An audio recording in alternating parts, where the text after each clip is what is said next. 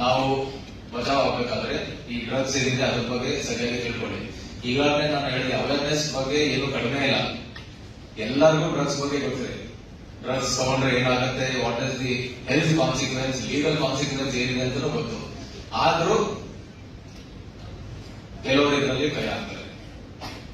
ಈಗಾಗಲೇ ಮಾತಾಡೋಕೆ ಹೇಳಿದ್ರು, ಒಂದು ಬಹಳ ಇಂಪಾರ್ಟೆಂಟ್, ಯಾಕೆ ನಾವು ಅದಕ್ಕೆ ಅಟ್ರಾಕ್ಟ್ ಆಗ್ತೀವಿ, ಪಿಯರ್ ಪ್ರೆಷರ್.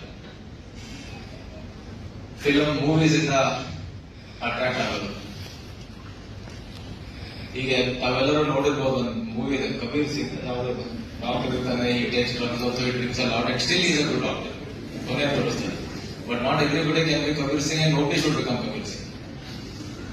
ಸೊ ಈ ರೀತಿ ಮೂವೀಸ್ ಇಂದ ಎಫೆಕ್ಟ್ ಆಗೋದು, ಪಿಯರ್ ಪ್ರೆಷರ್ ಇಂದ, ಆರ್ ಶಿಯರ್ ಔಟ್ ಆಫ್ ಒಂದು ಎಕ್ಸ್ಪೆರಿಮೆಂಟ್, ಅಂದ್ರೆ ಏನೋ ಒಂದು ಕುತೂಹಲ, ಕ್ಯೂರಿಯಾಸಿಟಿ. ಇಷ್ಟೊಂದು ಬಂದು ಪೊಲೀಸ್ ಆಫೀಸರ್ ಮಾತಾಡ್ತಾರೆ, ಏನಿದೆ ಅದರಲ್ಲಿ ನೋಡೋಣ ಅಂತ, ನಾಳೆ ಹೋಗಿ ಒಂದು ಬಫ್ ಹೊಡಿಬೋದು. That is a curiosity. But ಈ curiosity, let it be for positive things, not such negative things.